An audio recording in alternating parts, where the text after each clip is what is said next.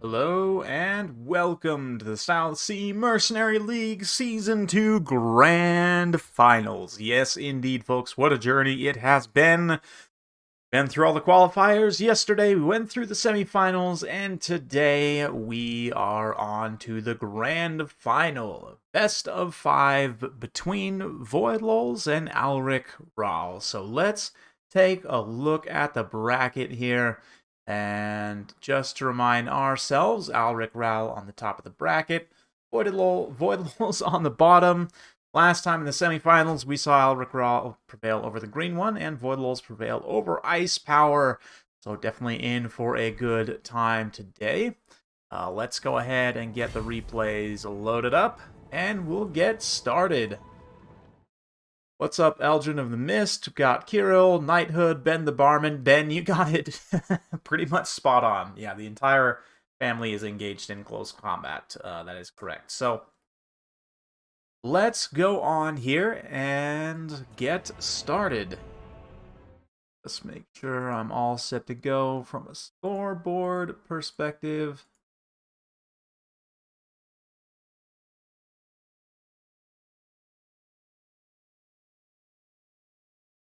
There. And I think we are all set. Just in time to get loaded in. And we're going to have to hit a quick pause because these players are already battling it out. We've got Voidlols here playing as Warriors of Chaos with Alric Rahl going with the Beastmen on this first matchup. We're on Pillar of Bone here. Looking at the build, Sarthrel the Everwatcher, a couple of Feral Manticores, a couple of Chaos Spawns as well. Interesting choice, although I do really like them against Beastmen. That 160 weapon strength should be pretty good. Some Halberds, some Marauders, lots of Marauder Horsemen and Horse Masters mixed. I've got some Ungor Herds, some Spearman Herds, Poison Warhounds and Centaurs with a Feral Manticore, and then a giant flank Vanguard force of Throwing Axes. We've got more Ungor Herds, Ray Shaman, Lore of Wild, Kazrak, the one eye on the chariot, whoops, and some Centaurs and Hounds. So immediately, Beastmen are going to be going for the full surround, but Warriors of Chaos can push forward and just try and break apart this initial Beastmen phase here. You can see the Chaos Spawn going to charge in, Big Bird also lurking. Yes. Melee defense 400, there we go.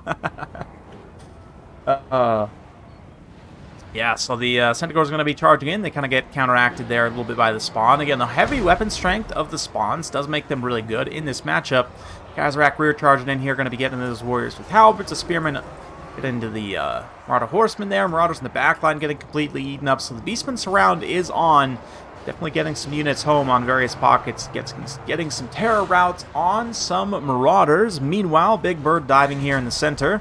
Also going to be causing plenty of terror issues for the Beastmen. So both sides been pretty solid so far. Looks like a final transmutation Overcast already being used just to nuke those Centaurs with Throwing Axes, and the targeting is kind of popping all over the place as the center massive unit that it was casted on changes location. I think it was on the Grog Hooves though. Yeah, they are taking significant damage from that. Pretty substantial stuff. Good value probably on Sarthrel, but Warriors of Chaos are starting to run out of steam a little bit. Their support infantry is certainly getting relatively weak, as is the Beastmen's, but, I mean, to a lesser degree. They've still got a few healthy Ungors and Ungor Spears. Sent plenty of Centaurs as well. Yeah. Looking good here. Manticore gets in. The Beast Manticore is going to wreck the Warriors of Chaos Manticore, but with Sarthrel now supporting, they should be able to turn that engagement around. This other red Manticore is also going to swing up and around, get a rear charge here on Kazrak. Kazrak, 100 charge bonus with the Primal Fury active. Definitely very, very strong, but also somewhat weak in sustained combat. We'll kind of keep an eye on that in the distance as the rest of the Warriors of Chaos forces continue to hold. The Beastmen inundating here on the spawn. Halberd's going to be grinding as well. This Halberd spawn combination is pretty tough for these light Beastmen infantry to deal with without too much armor piercing. But one way they could deal with them is by finishing off the leadership, and it does look like this Manticore is getting close to going down. Look at Kazrak just standing and fighting against the Feral Manticores, along with his Beast Infantry. Took very little damage in that engagement. Managed to hold on, 2,500 HP left. Still looking quite strong. Is he actually on the Razor Gore Chariot? Ah, he is on the Razor Gore Chariot. That's interesting. I mean, or sorry, the Tuskor. The Razor Gore, he does still have Vanguard on, but I was wondering why his weapon strength and charge wasn't as high as it normally is. That makes more sense now. But actually stop and think about it. But we do have some regrouped Horsemen, Horsemasters over here. Going to be able to do some skirmishing, but things are looking pretty grim for the Warriors of Chaos. A little bit of a Bray Scream there to do some damage as well. And looking pretty solid. A little bit of a rear charge in here into Sarthrel. Khazrak can continue to cycle charge him also. We'll see. I think this is probably locked up at this point for the B-Spin. I mean, the spawns are just about to go down. He does still have plenty of Centaur pressure to try and respond to these Marauder Horsemen. One last final transmutation. I'm going to try and finish off Khazrak the One-Eye. Maybe. This is kind of the final gambit. If Khazrak does go down here for whatever reason, the rest of the Beastman army will be somewhat subject to terror. So, nice comeback attempt by Voidlulz here. He gets a ton of damage on Khazrak. Does not have Plague of Rust, just purely relying on that final transmutation for any kind of spell casting. Although Plague of Rust would have been nice to debuff the 100 armor of that chariot, so that Big Bird could make a little bit more solid contact. But at this point, it's just a handful of Unbreakable Chaos troops left. And I guess these Horsemen, Marauder Horsemen as well. Which, again, they're being pressured away, but they do actually rout Khazrak, so Warriors of Chaos not going quietly into that good night. Certainly Voidlulz wanting to prevail if he can in this first game. But it's not looking great. We'll fast forward a little bit through this cleanup phase as these Marauder Horsemen kind of get chased around a little bit. The Ungor Spearman herd are also pressuring, right, along with the Bray Shaman. But Big Bird taking quite a bit of damage here. Even from the low-tier spears, he will take sustained damage in a blob fight like this. So, not going to be great for him. He is going to go down there, and that will be a victory right off the bat for Alric Raoul. Coming in heavy Beastman pressure. A wild Khazrak win in a tournament final. You saw it here first, folks. That's awesome. Big ups to Alric on that one. Yeah, Centaurs also pay absolute dividends going after the mobile units of Warriors of Chaos. Ungor herds. Yeah, I see these guys quite a bit recently, I guess, just to fill out extra numbers. Still not the biggest fan of them, but on the flip side, for Void's build here, Sarthrel definitely got some solid value. Not quite as much as he needed. Same thing on the spawns. Like, they're pretty close. Manticores, Marauder Horsemen. I mean, there was a lot of good elements here. A lot of stuff was cost-effective. A lot of stuff was just shy, though, which can make the difference, you know, in those close battles. So, Beastmen totally OP at the moment? They're pretty strong, yeah. I mean, most factions, I would say, have an even or hard matchup against Beastmen. So yeah, they're definitely a top-tier faction right now, in my opinion. Anyway, let's go ahead and get back over to the bracket as I update the scoreboard. I also realized I have these guys on the wrong side, so we're going to switch that real quick.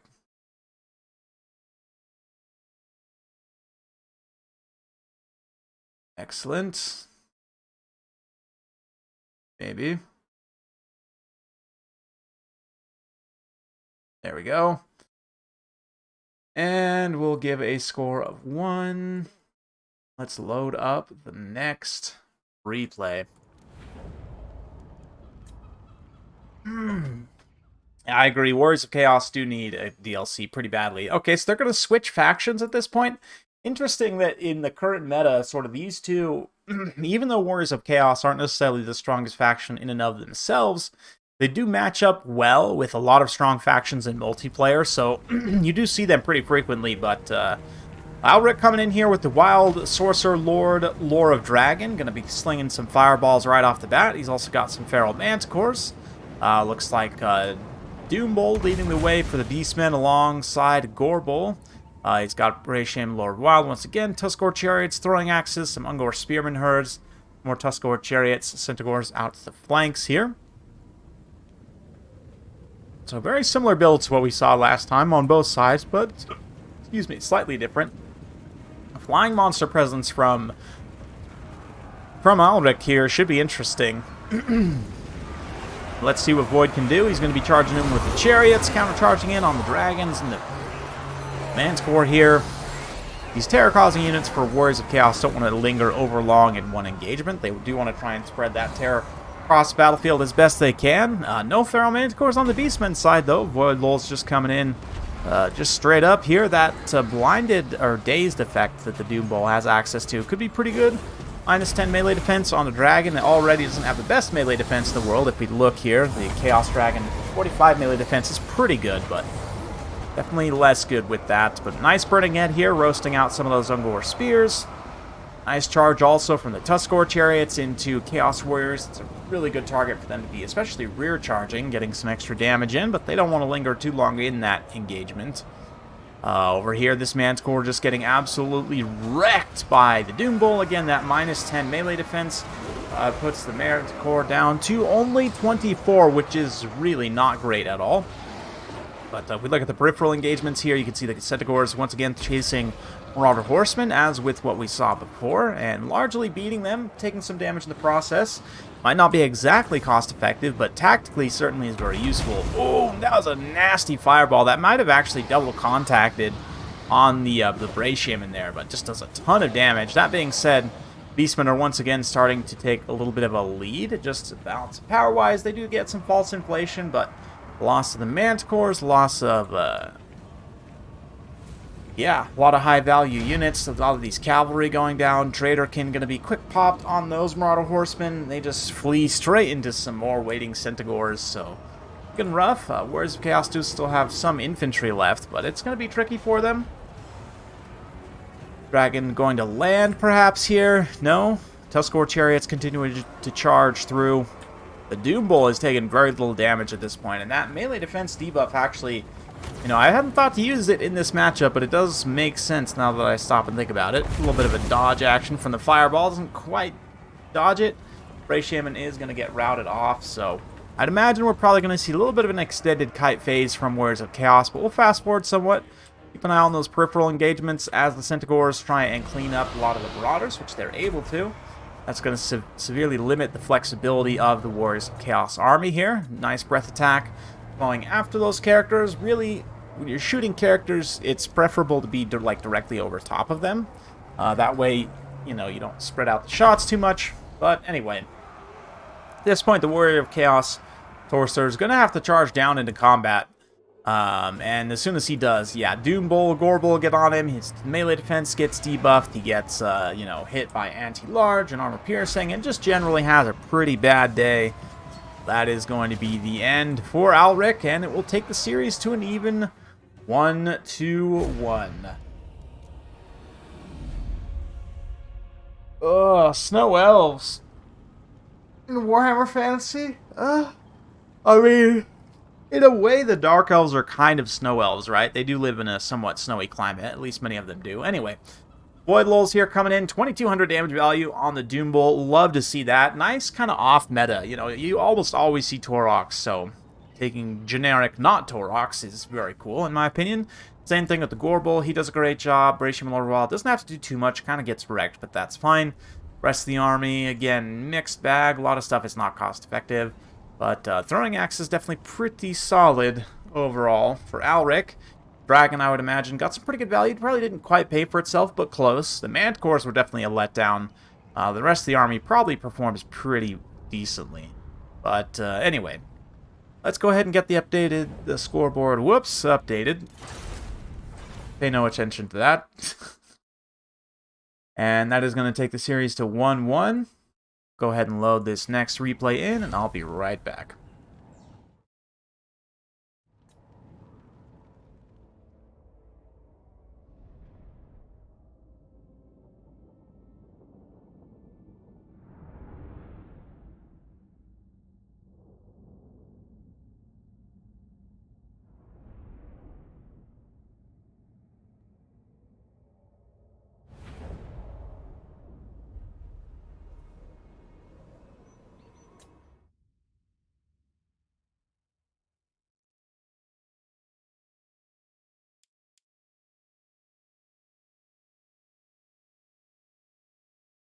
Okay, I am returned, and we are back in battle. This time, Norska versus Empire. Void Lulz taking Norska into Alric Ral's Empire. We've got Wulfric the Wanderer up on a Mammoth here. There's a couple of Horse Masters, a couple of Marauders, Marauder Berserkers, Chaos Chariots, Marauder Chariots even. Maws of Savagery, ROR Skinwolves, love to see them. Lore Fire Sorcerer as well. On the other side, Karl Franz going to be leading the way. Some Huntsmen, we've got some Flagellants, Swordsmen. No, yeah, I do have some Spearmen too, actually. Knights of the Blazing Sun, Healer. Yeah, pretty straightforward. Not too much range pressure, just the Huntsman, which is pretty tasteful. Huntsman will do a lot of damage to Wulfric on the Mammoth, even with his 70 armor. I mean, 70 armor is really not that much, especially when you also have an anti-large bonus, but choosing to put a volley on the Marauder Berserkers, which is interesting. They are going to drop a few models off of there, but I would think he'd want to just continue to focus fire on Wulfric as much as possible, rather than really doing too much to those Marauder Berserkers, but what do I know? The Huntsmen are going to pull back and attempt to screen through their lines here. You can see Karl drops.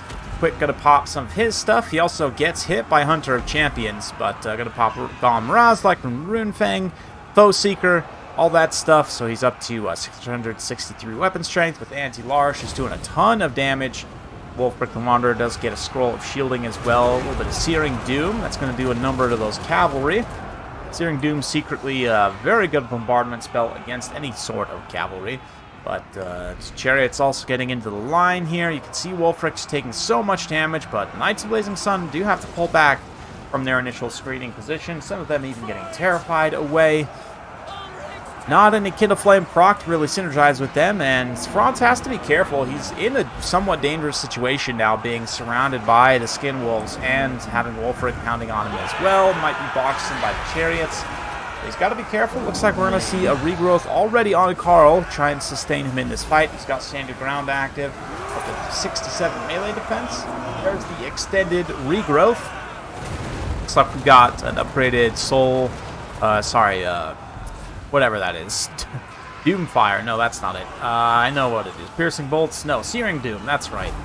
Anyway, Karl's going to actually get routed here, as the damage from Wulfric and from the Chariots and the Skinwolves is all just a little bit too much.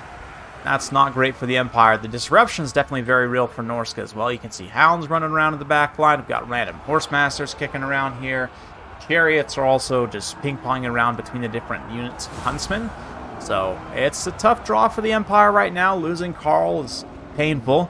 Does look like he's going to get back up into the air, be able to recover his leadership, pull up and around, maybe get back in this fight. But boy, it's in a pretty good position, I have to say. Looking at the rest of the battle here, yeah, I mean, Skinwolves running rampant, Chariots running rampant, not really too much to oppose at this point. The regrouped Knights of Blazing Sun going to get a little bit of a counter charge in there. Let's see what the targeting is on. It looks like on the Skinwolves, they're going to take significant damage, maybe drop a couple of unit models, but if you can't finish off the unit models of the Skinwolves, that regeneration is such a pain to have to deal with. Looks like Alric's going to go ahead and throw in the towel on that one. But great attempt nonetheless. Love to see Empire into Norska. I think maybe you arguably want to just go more aggressive even as Empire. I know Demigryph Knights are not amazing right now, but I would think, you know, just going very heavy cavalry charge, cavalry counter charge, I guess, is definitely a way to go in this matchup. But Knights Blazing Sun, a little bit tough there. Same with Karl. There was a lot to deal damage to them. Maws of Savagery probably got pretty good value. They do.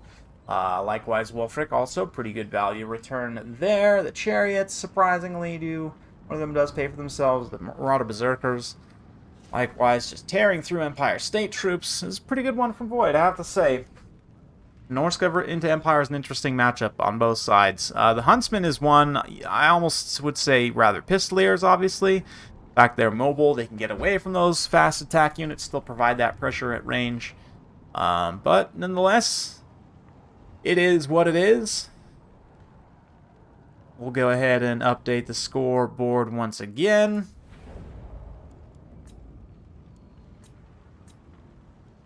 Now, Void Lulz is up 2 to Alric's 1.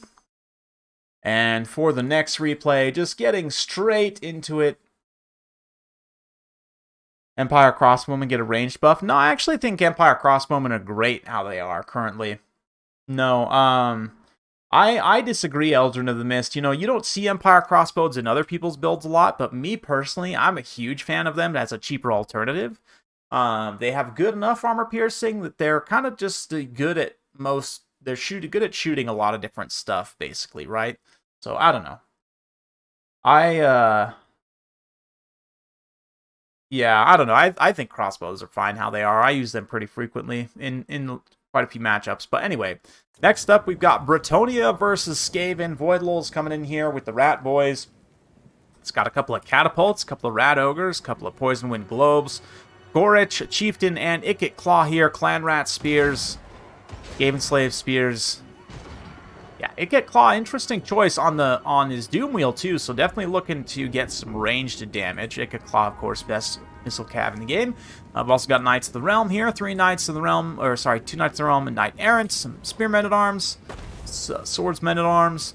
Over here on the far side, something got caught. Looks like some Wolf Rats got devoured by some Mounted Yeoman Archers and the Knights of the Realm. Probably another Knight Errant, yep, so pretty strong build of Fey Double Paladin. No Terror, of course, as Bretonnia lacks access to Terror units in general, but...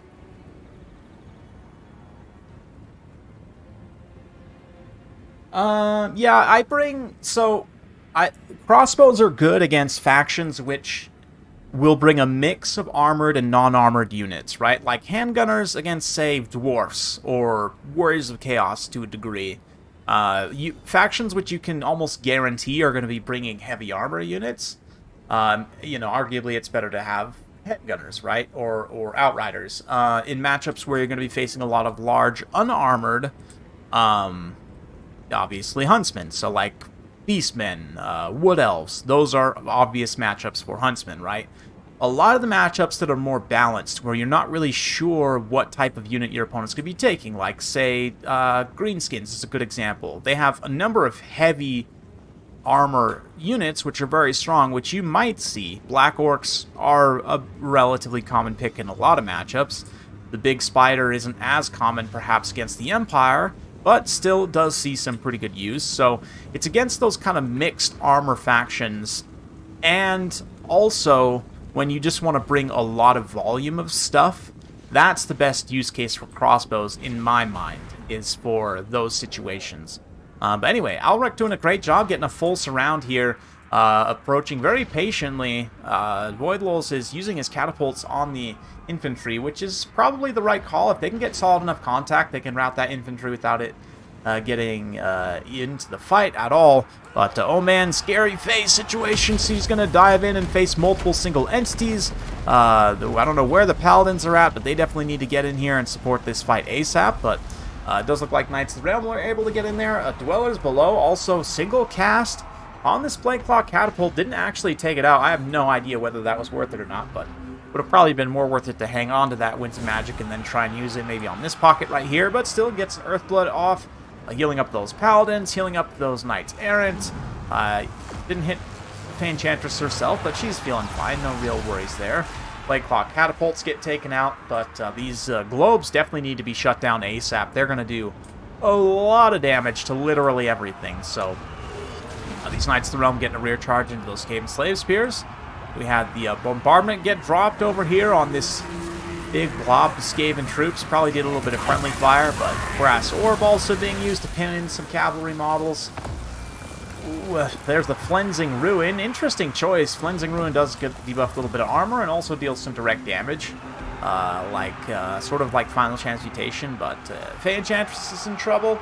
She's got to stay away from Ikit Claw as long as possible as her army kind of wears down the Skaven. And a lot of them have been worn down. You still got Gorich, you still got Ikit, you still got the Chieftain all fighting together in that pocket. But other than that, there's really not a lot left for the Skaven, to be honest. Like, you've still got some Clan Rats, some Skaven Slaves over here that are probably going to be routing anytime soon.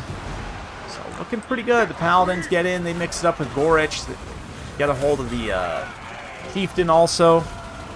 And despite the fact there's two, armored, monstrous infantry single entities, the Paladins with their anti-large bonus, all the supporting knights, just too much for poor rat boys to deal with, and they are very quickly going to hit army losses as Ikit himself starts to feel the wrath of the lady.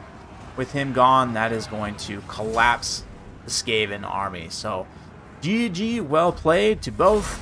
That is a victory for Alric, though. So, we are going to a Game 5, folks. What a series it has been. Some awesome back-and-forth games. I mean, the games themselves have been relatively quick, but the series has been back and forth. Man, look at these Knights of the Realm just putting on a clinic for Bretonnia. Raffle stomping all over the flanks. Fanchantress, of course, very strong, coming in with the double paladin, dealing with single entities of Void Lul's build, and the rest was literally run over by knights. So that's fantastic. Men-at-Arms here to mostly eat shots with their face, which they're able to do very effectively. Yeoman also, I like the pick of the Yeoman in this matchup to be able to chase routing units and apply some ranged pressure that's not tied to infantry skirmishers. Not that Skaven are necessarily very known as a super fast attack faction, but those Plague Claw catapults, like one hit will rout a peasant archer pretty much, right? So I understand taking the Yeoman, they have better leadership, and the mobility means that they will be able to dodge those shots and not just get immediately routed off, still get some ranged value in. So I love that build from Alric, even if it is Pefei double paladin. So yeah, fun. We've got one more replay to get to. Game 5 coming at you very soon here. Let's just get it loaded up. I'm very happy that this went to 5 games, I have to say. But who will prevail in the end? Oh man, the final matchup too. A potentially tough one for Void Lulz as he draws Lizardman into his vampire counts. So, Helman Gorst. Yes! Yes! The tournament final. The grand final of the South Sea Mercenary League. Void Lulz, the hero of our hearts, even though he's playing foul vampire counts, is taking Helman Gorst in the game that literally decides hundreds of dollars of prize money. This absolute mad Chad bringing Helman Gorst to this fight into a matchup that's perceived as pretty tough. We'll see. The rest of the build here, we've got a couple of Vargulfs, Banshee, very, very good here. Another Necromancer as well. The Necromancer does have the spells, Gorst does not. So Naked Gorst is the best Gorst. If you can, you know, not rip your eyes out. We've got some Crypt Horrors here. We've got Graveguard with great weapons, some Fell Bats up in the sky. Man, as much as I hate vampire counts, you gotta respect the Naked Gorst on the tournament final. Yes. Dread Saurian is here for Lizardman. No Nakai. Instead, we've got a Slan of Life, Saurus Scarvet, couple of Arcs of Sotek, plenty of Saurus Spears and Shields. No ROR Temple Guard for magic attacks, though. We do have the Regiment Renowned Cohort of Sotek, Red Crest. Soon to be cursed, no doubt.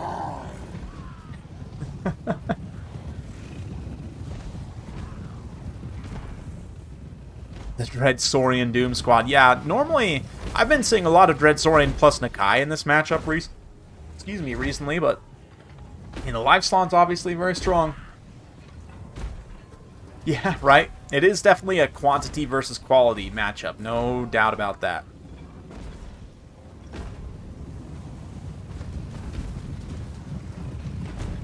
It's true, Ben. It is true. Gorst is just a cheap Mortis, which is actually why he's secretly super strong. But the thing that makes it such a meme is that he's so vulnerable, is that he's like... the Mortis engine is arguably much tankier than him in many ways, right? And better mobility at the very least. So, yeah, the meme is that Gorst just dies. Which, to be fair, your Mortis engine in a multiplayer game usually will die at some point, too. It's just a matter of can you get the value from it before it does. But you can see here that the Dread Saurian can just stand and shoot. The Dead actually does a surprising amount of damage with the skink machine guns on the back. They got these like little emplaced, literal mounted like blowpipe machine guns. I freaking love it. Here come the Grave Guards though. The Vargulfs are like, nope, we're gonna actually not. But the zombies and the Grave Guards will. Gonna get in the fight, start chopping it up. Dread Saurian comes forward. The Dread Saurian wants to try and focus single entity as much as they can, obviously. But Banishment is unleashed kind of right on the edge of this formation here. It's going to come back and probably do some significant friendly damage. Yeah, we did pretty much kill one unit of Graveguard completely. But some substantial friendly fire on those Saurus Spears as well. A little bit of a upgraded Earthblood, Aura of Pretzels to buff melee defense, shield to the old ones for damage resistance. So Elizabeth definitely doing everything they can to just try and tank this out. And as far as the Banshee goes, really the only magic damage here is from the Arcs of Sotek's effect, right? Now, that being said, obviously the big boy already eating a regrowth here. The Dread Saurian can do enough weapon damage to just kill the Banshee outright. Even just cutting through that physical resistance, but it's a big if. It's if you can get attack animations on her. She's a pretty small target, pretty under the radar, right? So right now the big Saurian just started stepping around, not really doing a ton, not really getting attacks on anyone. But yeah, Gorst would be another great target as well, obviously, to go after. And it looks like there's an attack. More zombie summons being pulled up from the Necromancer. And this is going to be not the most tactically interesting game, but what do you expect from Gorst, huh? What do you expect? The Mortis Drain effect is hitting all these units, though, so that is significant. You can see already one unit of Saurus Spears has been terrified away. The rest of the Saurus Spears are slowly but surely dying in droves. Dread Saurian, yeah, the single entity stopping power, I think, is just not enough from the Lizardman. We'll see. But the Slann doesn't really contribute a ton here. The Scarvet's pretty good. I guess the Slann also has magic damage, right? I totally forgot about that. The Slann can actually fight the Banshee, and he probably should, to be honest. He can do quite a bit of damage to her quite quickly. But Saurian, I'm surprised, is not doing better. He has a lot of things to try and kill here.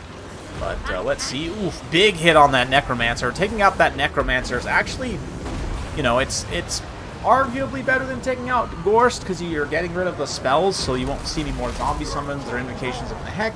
Obviously, if you get rid of Gorst as soon as possible, you're getting rid of the Mortis Drain effect, so it's kind of a pick your poison, right? Like, would you rather your opponent be able to heal at will, or would you rather them be able to, you know, continue to drain your units? Right? They may just do both, honestly, with how low the Dread Saurian's getting here. Aura of Pretzels popped once again, up to 52 melee defense, 130 armor. But these armor-piercing units of Vampire Counts are pretty relentless. The Vargulfs, I'm surprised a Vargulf can even stagger a Dread Saurian. That doesn't really make sense to me, but anyway. The Lizardmen just slowly getting ground down. It's really hard to outblob Vampire Counts for any faction. But you can see the Crypt Horrors there, because they're going to break and probably chase. The Arc of Sotek. Got even Fellbats mixed into this big old fight here, so it's not looking great. I mean, Saurus Spears will do well. You can see they've pretty much destroyed this unit of Crypt Horrors here. And, yeah, they're also doing a number on the Necromancer. Even the Vargulfs will take some damage from them, but they just don't have enough time, I don't think. We'll see. This one unit is pretty healthy still, actually. And the Life Slann, likewise, continuing to fight. They're continuing to sustain this Dread Saurian as well. So we'll see. We shall see. Right? This is a very kaiju battle. Yeah. Yeah, hard to tell exactly what's going on. The Vargulf getting staggered, though. Just bullied. Does look like the Life Slann gets terrified with his leadership being gone. The Dread Saurian's probably also going to rout. Once the Dread Saurian routs, that is basically GG, right? There's not really much hope for Lizardman to come back at this point. Maybe if they could get some healing from the Life Slann, but I highly doubt it. Yeah, looks like Void Lul's Blob wins. So again, even though not tactically the most interesting game, from a build perspective, I have to say, big ups to Void Lulz being an absolute champ, bringing Naked Gorst into the tournament grand final of finals. What a game. They're still fighting. I mean, they're not giving up yet. Alric definitely doing his best to try and keep fighting here. If he can continue to sustain for the Arc of Sotek, but unfortunately he is so close to army losses at this point. The rest of his forces will rout, and that is going to be victory for Void Lulz. Why did I give Alric a score of 5? That's very silly of me. Anyway, that's it, folks. Congratulations to Void Lulz coming in a 3-2 victory on a best of 5 over Alric Rahl, and Void Lulz is officially the South Sea Mercenary League Season 2 Grand Champion. You will be awarded the prize money of, how much was it again? $400 for Void Lulz. Alric coming in second also wins $150 as a consolation prize. So big congratulations to both of these gentlemen. Thank you all so much, to the participants, to the players, to the viewers, finalists, everyone involved. It's been an absolute blast. Taking a look at the final valuations here, Gorse coming in 2,000 damage value, 14,000 damage dealt, just about absolutely insane. Pretty good from the Necromancer and the Banshee, also contributing 500 value apiece. Graveguard with Weapons come in and trade very well into Saurus Infantry, generally. Cryptors have a little bit of a tougher time, but actually do manage to pay for themselves, as do the Vargulfs. For Alric, 208 kills on the Salon, very impressive. Even if the value's not that impressive, the Saurian did pay for itself pretty much. I mean, 3,000 damage value, 20,000 damage dealt. You can't really ask for that much more from the poor boy. Arcs of Sotek also 1,000 and 2,000 on the damage value. Again, because you're fighting vampire counts, those healing does inflate all the values received. But even still, a lot of these units pay for themselves. I do think Saurus Spears, they're really good in this matchup. I'm not sure. I think maybe you want to equip them with shields. Maybe you want to also bring the ROR. It's hard to say. Let me know what you guys think. But regardless, congratulations once again. GG, well played. It's been an absolute pleasure. It's finally over. We started this season back in May, guys.